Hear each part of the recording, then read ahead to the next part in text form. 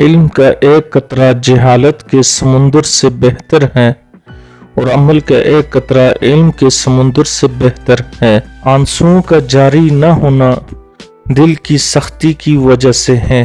دل کی سختی گناہوں کی کثرت کی وجہ سے ہے۔ گناہوں کی کثرت موت کو بھولنے کی وجہ سے ہے۔ موت سے غفلت لمبی امیدوں کی وجہ سے ہے۔ لمبی امیدیں دنیا سے محبت کی وجہ سے ہیں۔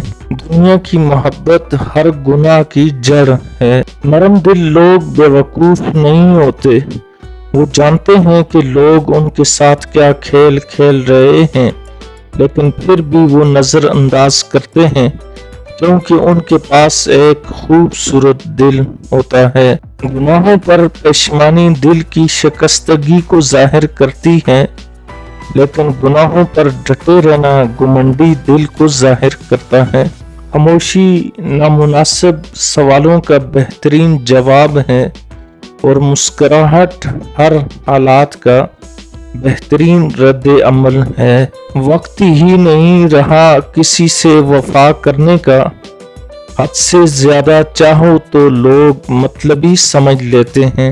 رابطے بتا دیتے ہیں کہ دل میں کتنی قدر ہے، کہنے کو تو سبھی اپنے ہوتے ہیں۔ جن کے دل جتنے نرم ہوتے ہیں، زندگی ان کے ساتھ اتنی ہی سختی سے پیش آتی ہے۔ بہترین مبلغ وہ ہے جس کے پاس تبلیغ کے لیے الفاظ کے بجائے کردار ہو۔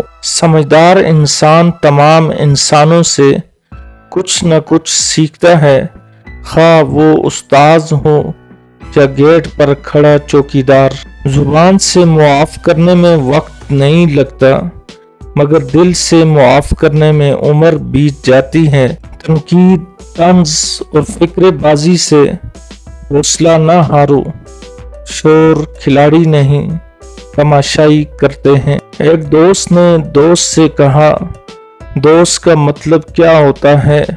دوست نے مسکرا کر کہا، پاگل، ایک دوست ہی تو ہے جس کا کوئی مطلب نہیں ہوتا، اور جہاں مطلب ہو وہاں دوست نہیں ہوتا۔ کچھ لوگ قسمت کی طرح ہوتے ہیں جو دعاؤں سے ملتے ہیں، اور کچھ لوگ دعا کی طرح ہوتے ہیں جو قسمت ہی بدل دیتے ہیں۔ ہر کسی کے لیے دعا کیا کرو، کیا پتہ کسی کی قیمت تمہاری دعاؤں کا انتظار کر رہی ہو۔